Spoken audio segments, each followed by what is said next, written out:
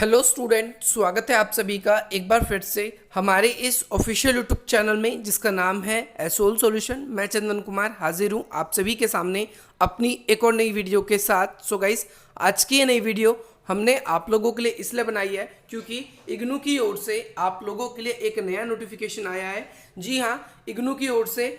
तो ये जो नया नोटिफिकेशन है ये सभी स्टूडेंट्स के लिए बहुत ही ज़्यादा इंपॉर्टेंट रहने वाला है, चाहे वो सेकेंड ईयर में जाने वाले स्टूडेंट्स हैं या फिर फर्स्ट ईयर के स्टूडेंट्स हैं या फिर ऐसे स्टूडेंट्स हैं जो न्यूली एनरोल हुए हैं। उन्हें आज इग्नू के बारे में बहुत कुछ जानने को मिलेगा इस नए नोटिफिकेशन में।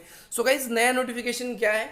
इस नए नोटिफिकेशन को देखने के लिए आप लोगों को इग्नू की जो ऑफिशियल वेबसाइट है आपको इसके ऊपर आना पड़ेगा। इस पर आने के लिए आपको सिंपली गूगल पे इग्नू लिख के सर्च करना है, नीचे इग्नू का लिंक आ जाएगा, आपको वहाँ जाना है। इसके बाद में आप स्क्रॉल करके यहाँ पर आएंगे और यहाँ पर आप देख सकते हैं यह नीचे जो नोटिस वाला कॉलम होता है या फिर जो आपको यहाँ पर अलर्ट्स होता है, यहाँ पर आपको आना है। यहाँ पर आने के बाद में यहाँ पर आप देखेंगे ऑनलाइन सबमिशन एग्जामिनेशन फॉर्म जून। अब ये वीडियो आप देखेंगे, ये बोलेंगे जून के स्टूडेंट्स के लिए, तो जी नहीं, जो जनवरी के न्यूली एनरोल स्टूडेंट्स हैं वो भी आज की इस वीडियो को देखिए क्योंकि आगे आप लोगों को ये काम आने वाला है। लास्ट वीडियो जब मैंने आप लोगों के लिए असाइनमेंट के लिए बनाई थी तो बहुत सारे स्टूडेंट्स ये पूछ रहे थे कि सर जी क्या इग्नू का सिस्टम कैसे होता है। तो मैंने उसमें आपको बताया था इग्नू में एसओएल से थोड़ा डिफरेंट होता है। यहाँ पर आप लोगों को अपने एग्जाम टाइम में एग्जामिनेशन फीस पे करनी होती है। ये वो फीस होती है जो एडमिशन से अलग होती है। आप एडमिशन लेने टाइम एक फ़ीस पे करते हो, लेकिन इसके अलावा आप लोगों को एग्ज़ाम के से पहले आपको एक एग्जामिनेशन फ़ी भी पे करनी पड़ती है। वो आपके सब्जेक्ट्स के अकॉर्डिंग रहती है। इसके अलावा एक और फ़ी होती है आपकी री रजिस्ट्रेशन की, जो आप नीचे देख सकते हैं। यहाँ पर री रजिस्ट्रेशन का एक लिखा हुआ है, इसके बारे में मैं आपको बाद में बताऊंगा। ये आपके लिए भी लिंक इसका ओपन नहीं हुआ है, जब ओपन होगा तो। अभी यहाँ पर ऑनलाइन एग्जामिनेशन की जो बात है इसके बारे में हम बात कर लेते हैं कि क्या है कि भाई आप लोगों को फीस पे करनी होगी अगर आप लोग एग्ज़ाम देना चाहते हैं। अब एग्ज़ाम कौन कौन स्टूडेंट्स देना चाहते हैं यहाँ पर, अब ये बड़ी इंटरेस्टिंग चीज़ यहाँ पर दी गई है। देखिए यहाँ पर आप सबसे पहले इस लिंक पे क्लिक कीजिए।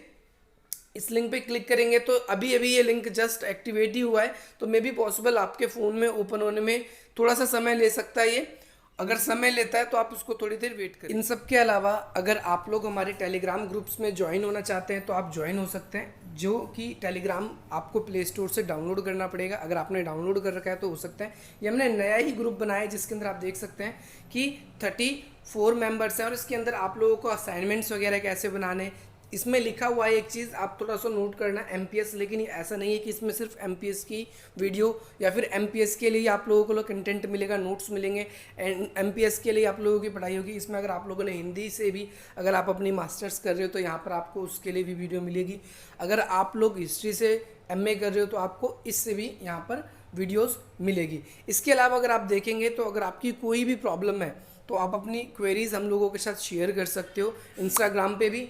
सो गाइस, देख सकते हैं आप यहाँ पर जो इसकी लास्ट डेट है इसके बारे में भी बात करेंगे और ये क्या पूरा का पूरा नोटिफिकेशन है इसके बारे में। यहाँ पर सबसे पहले गाइडलाइंस आई है और इम्पॉर्टेंट इंस्ट्रक्शंस जो है आप लोगों के लिए आई हुई है।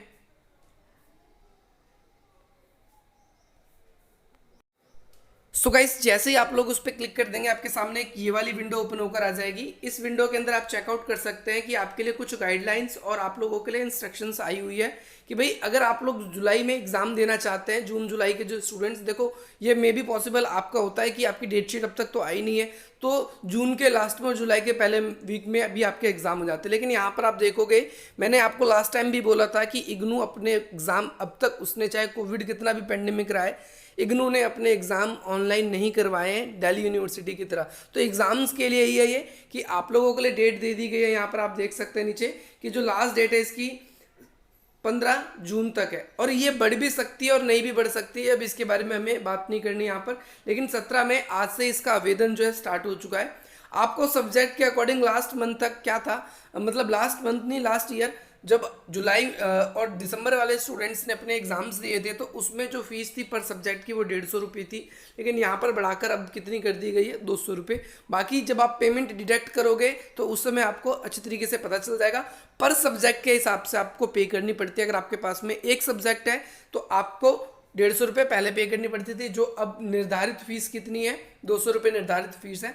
और ये भी वो जब आप लोग टाइमली इसको पे कर देते हो, नहीं तो इसके अलावा आपको एक्स्ट्रा चार्ज करना पड़ेगा। उसके बारे में अलग से बात आएगी, मैं आपको बताऊंगा नई वीडियो के अंदर, जब वो आएगी तो कितने पे करने होंगे। यहाँ पर आप लोग देखेंगे, यहाँ पर आप लोगों के लिए और भी चीज़ें हैं। इस एग्ज़ाम फीस के अंदर ही आप लोगों को एक सुनहरा अवसर मिलता है इग्नू की तरफ से। क्या होता है कि आप लोग अपने जो एग्ज़ाम सेंटर्स हैं अपने एरिया के अकॉर्डिंग यहाँ पर चूज़ करने का आपको मौका मिलता है। 3 जगह आपको ऑप्शन मिलेंगे, 3 ऑप्शन सेंटर्स के। इग्नू आपको 3 देता है, फर्स्ट सेंटर, सेकंड सेंटर और थर्ड सेंटर। आपका सेंटर का मतलब है एरिया, आपसे एरिया पूछेगा। जैसे आप रोहिणी में रहते हो तो आपसे ये पूछेगा कि भैया रोहिणी का एरिया आप सेलेक्ट कर सकते हो। वहाँ पर पीतमपुरा में रहते हो तो पीतमपुरा का, आप साउथ दिल्ली में रहते हो तो साउथ दिल्ली का। आपसे सिर्फ एरिया पूछेगा कि आप कौन कौन से एरिया चूज़ करना चाहोगे। तो आप नियरेस्ट अपने घर के आसपास का या जहाँ भी आपको एग्ज़ाम सेंटर आपके अगर अलर्ट हो सकता है तो वो आपको मिल जाएगा।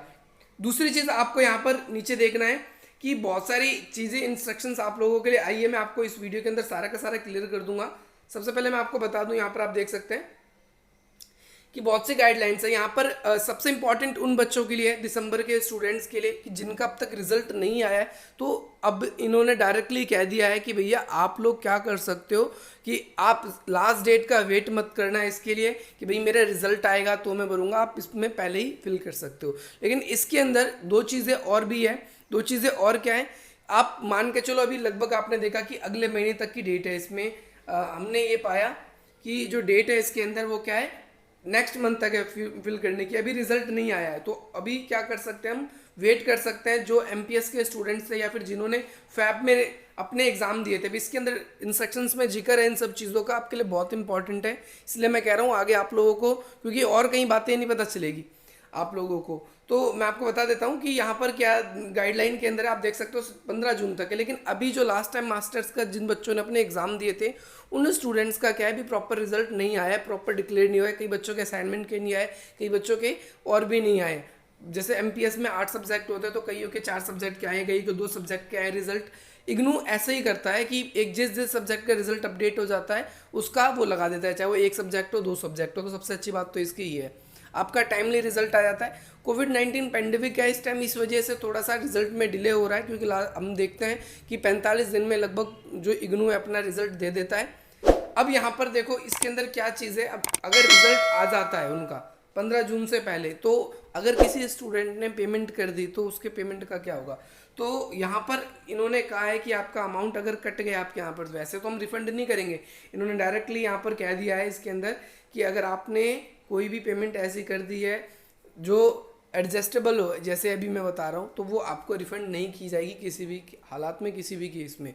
लेकिन यहाँ पर अगर ऐसा कोई कैंडिडेट है जो अपनी पेमेंट करता है, एक बार कट गई लेकिन उसके स्क्रीन पर ब्लैंक आ गया, भाई सर्वर उस टाइम काम नहीं कर रहा, उसकी रिसिप्ट जो है हर चीज़ की पेमेंट करता है तो उसकी रिसिप्ट आती है आपके पास में, तो रिसिप्ट जनरेट नहीं हुई उसकी, तो ऐसे सिचुएशन में 72 घंटे तक उसको वेट करने के लिए कहा गया है। उससे पहले उसका आ जाएगा, उसको चिंता करने की ज़रूरत नहीं है जिसकी पेमेंट डिडक्ट हो गई है।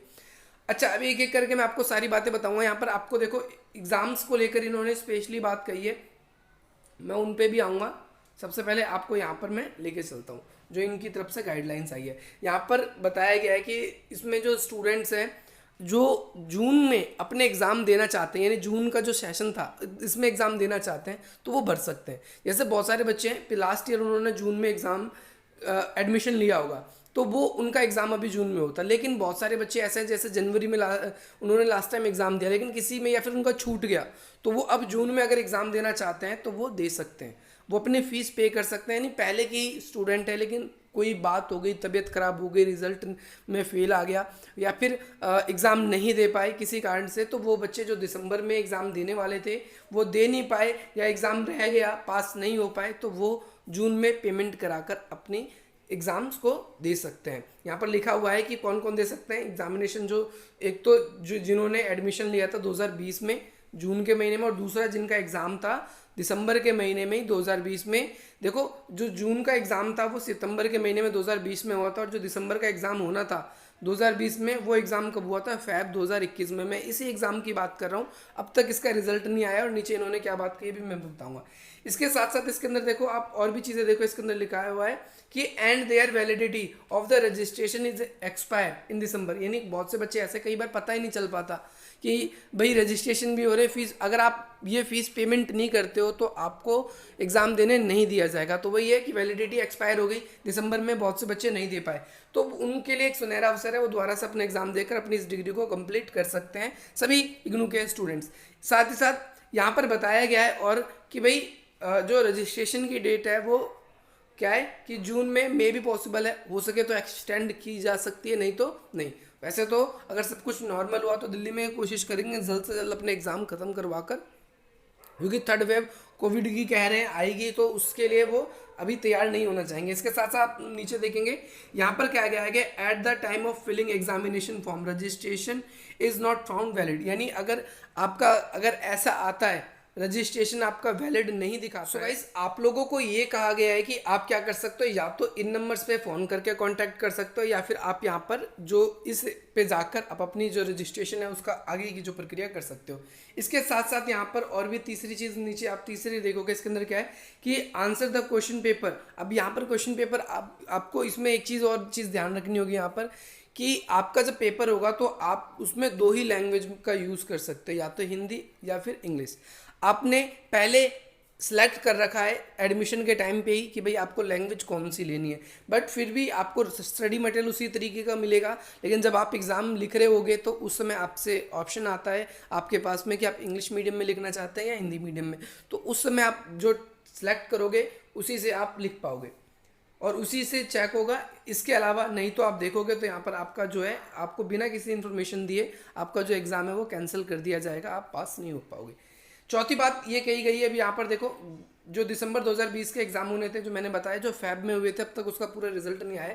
तो यहाँ पर क्या कहा गया है कि term and examination result is being uploaded on IGNOU की वेबसाइट। उसमें इन्होंने कहा है कि इग्नू की वेबसाइट पे जो रिजल्ट है वो अपलोड हो चुका है, लेकिन फेज़ के हिसाब से हो रहा है। किस हिसाब से हो रहा है, जैसे मैंने बताया इग्नू में क्या होता है रिजल्ट फेज़ के हिसाब से होता है, जो जो सब्जेक्ट चेक होगा तो उस फेज़ में वो अपलोड करते हैं, डे बाय डे भी अपलोड करते हैं। ऐसा भी होता है कई बार इग्नू में, फर्स्ट फेज़ का रिजल्ट आया, सेकंड फेज़ का आपका जो सब्जेक्ट होता है वो उस फेज़ में आएगा, उस हिसाब से। मैं आपको इसको समझाने के लिए अलग से वीडियो बनाऊंगा कभी।